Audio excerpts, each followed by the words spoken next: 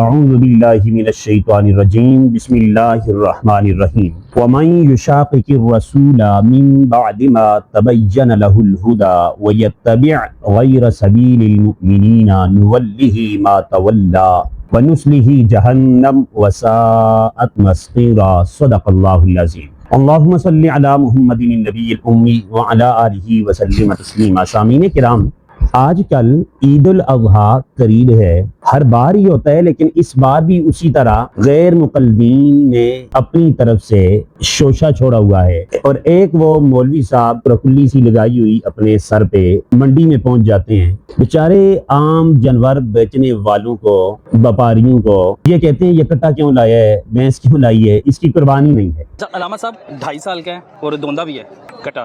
قربانی کے لیے دوندا ہونا شرط ہے، لیکن کٹا نہیں ہے۔ بھائی اللہ کے نبی صلی اللہ علیہ وسلم پر دین آیا ہے، اس دین میں کٹے کی قربانی نہیں ہے۔ جی نہیں، کٹے کی قربانی نہیں ہے، لیکن قربانی کا جانور نہیں ہے۔ رسول اللہ صلی اللہ علیہ وسلم نے نہ اس کا گوشت کھایا ہے، نہ اس کی قربانی کی ہے۔ واضح ہے کہ اہل سنت والجماعت کچی باتیں نہیں کرتے۔ ابھی تو ہمارے امام اعظم قربان جاؤں امام ابو حنیفہ رحمہ اللہ تعالی پہ آپ فرماتے ہیں کہ میرا کوئی مسئلہ اگر صحیح حدیث کے خلاف ہو، قرآن کے خلاف ہو، تو اس کو دیوار پہ پھینک دو۔ مطلب کیا ہے بات کہنے کا؟ وہ یہ فرمانا چاہتے ہیں کہ اپنی طرف سے میں نے مسائل نہیں لکھے، میں نے اس قرآن سے اور صحیح حدیث سے مسائل لکھے، اپنی طرف سے نہیں لکھے۔ ہم اہل سنت والجماعت بھی کہتے ہیں کہ غیر مقلدوں، بھینس کی قربانی کے انکار کرنے والوں، بھینس کی قربانی بھی قرآن سے ثابت ہے، قرآن سے۔ لوگ بڑی عجیب سی باتیں کرتے ہیں، بھینس عرب میں نہیں، کیا عرب پر حصر ہے، جو عرب میں ہوگا وہی ہوگا؟ حصر تو نہیں ہے، کئی چیزیں وہاں پر نہیں ہیں لیکن حلال ہیں، حصر نہیں ہے وہاں پر، عرب کے ساتھ کسی معاملے کو خاص نہیں کر دیا گیا ہے۔ عالم، کوئی مفتی، کوئی علامہ نہ قرآن مجید کی آیت پیش کر سکتا ہے بھینس کی قربانی پر، کٹے کی قربانی پر، اور نہ رسول اللہ صلی اللہ علیہ وسلم کی کوئی حدیث پیش کر سکتا ہے کٹے اور بھینس کی قربانی پر۔ دین پوری کائنات کے لیے ہے۔ آئیے قرآن سے سنیے، بھینس جائز ہے یا ناجائز؟ تمام فقہا، یہ جتنی کتابیں آپ کے سامنے لائبریری میں لگی، تمام فقہاء کرام لکھتے ہیں اجمعوا علی ذلک، اس بات پر اجماع ہے، تمام فقہاء کا اس بات پر کیا ہے؟ اجماع ہے کہ البقر یدخل فیہ الجاموس، گائے کے ساتھ بھینس بھی شامل ہے، گائے کی جنس میں بھینس بھی شامل ہے۔ اجمعوا علی ذلک، اس بات پر اجماع ہے۔ اجماع جب کسی بات پر ہو جائے تو پھر قرآن سے سنیے۔ قرآن کہتے ہیں وَمَن يُشَاقِقِ الرَّسُولَ مِن بَعْدِ مَا تَبَيَّنَ لَهُ الْهُدَى وَمَن يُشَاقِقِ الرَّسُولَ مِن بَعْدِ مَا تَبَيَّنَ لَهُ الْهُدَى وَيَتَّبِعْ غَيْرَ سَبِيلِ الْمُؤْمِنِينَ، جو رسول اللہ صلی اللہ علیہ وسلم کی مخالفت کرے، اس کے بعد کے راستہ اس کے لیے واضح ہو جائے ہدایت کا، وَيَتَّبِعْ غَيْرَ سَبِيلِ الْمُؤْمِنِينَ، اور مومنوں کے راستے کو چھوڑ دے، مومنوں سے ہٹ جائے، اجماع امت سے ہٹ جائے، نُوَلِّهِ مَا تَوَلَّى، جدھر جائے گا رب کہتے ہیں اسے ہم موڑ دیں گے، وَنُصْلِهِ جَهَنَّمَ، اور ہم اسے جہنم میں ڈالیں گے، وَنُصْلِهِ جَهَنَّمَ، ہم اسے جہنم میں ڈالیں گے، وَسَاءَتْ مَصِيرًا، اور یہ بہت برا ٹھکانہ ہے۔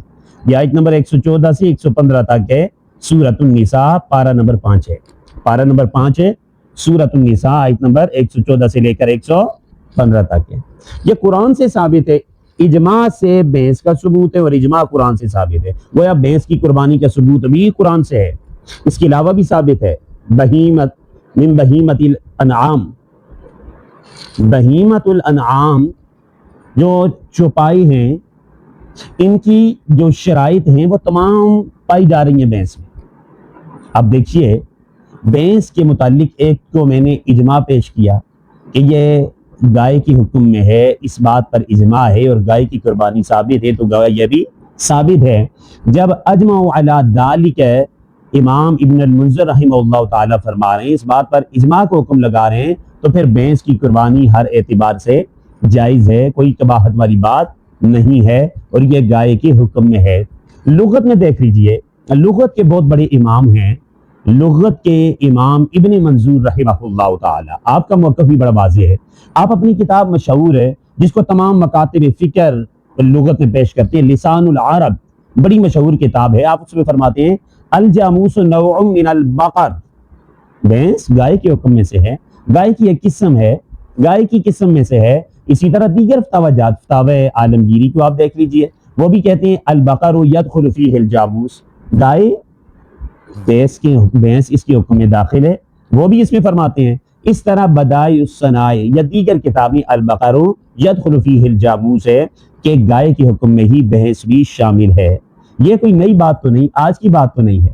پھر دیکھیے صحابہ کرام کے دور میں بھی جب ایسا ہوا زکوٰۃ کے معاملے میں کہ بھینسوں کی زکوٰۃ کا کیا کیا جائے، فرمایا بھینسوں کو گائے پر قیاس کر دو، بھینسوں کو گائے پر قیاس کر دو۔ وجہ یہ گائے کے حکم میں، زکوٰۃ میں بھینس گائے کے حکم میں، گوشت میں گائے کے حکم میں، پالتو جانور ہونے میں گائے کے حکم میں ہے، پالتو جانور ہونے میں گائے کے حکم میں ہے، جیسے گائے ویسے بھینس، دودھ کھانے میں، گوشت کھانے میں، پالتو ہونے میں زکوٰۃ کے حکم، تمام کی تمام چیزوں میں بھینس گائے کے حکم میں، تو قربانی میں آ کر کیوں نہیں ہے؟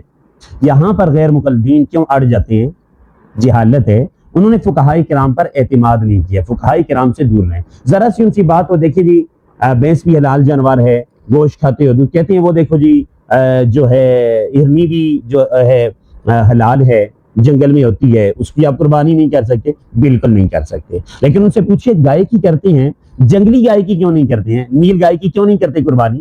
کیا وجہ ہے؟ اس لیے کہ وہ پالتو میں نہیں آتی، بھینس پالتو جانوروں میں آتی ہے، پالتو جانوروں میں آتی ہے۔ تو جب دو چیزیں، ایک تو فقہائے کرام نے اس کو شامل کیا ہے، اجماع کے طور پر شامل کیا ہے، صحابہ کرام نے زکوٰۃ کے معاملے میں بھینس کو شامل کیا، کس کے اندر؟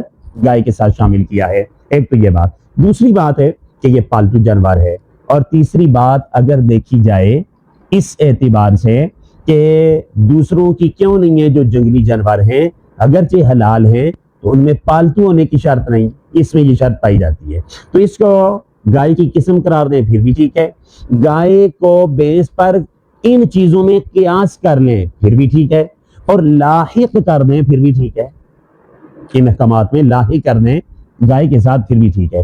اہل سنت والجماعت کے تمام مسلمانوں واضح ہے گائے کی بھینس کی قربانی درست ہے۔ یہ میں نے خلاصے کے طور پر قرآن پاک سے، قرآن پاک میں اور دلائل بھی ہیں، حدیث پاک میں اور دلائل بھی ہیں، فقہائے کرام کی سینکڑوں نہیں ہزاروں عبارتیں موجود ہیں، 1400 سالہ علماء کرام کی ہزاروں عبارتیں موجود ہیں، اتفاق ہے اس بات پر، اجماع ہے اس بات پر کہ بھینس کی قربانی، کٹے کی قربانی جائز ہے، بالاتفاق جائز ہے، کسی کی باتوں میں نہ آنا۔ وہ کلی والے جو مولوی صاحب پہنچ جاتے ہیں منڈی میں، کبھی میرے ہاتھ لگ جائیں اور ایسا موقع آ جائے تو مولوی صاحب دوبارہ منڈی نہیں جائیں گے انشاءاللہ العزیز ہے۔ تو خلاصہ کلام، بے فکر ہو کر اہل سنت والجماعت کے تمام لوگ جس امام کی تقلید کرتے ہیں آپ قربانی کیجیے بھینس کی، بے فکر ہو کر۔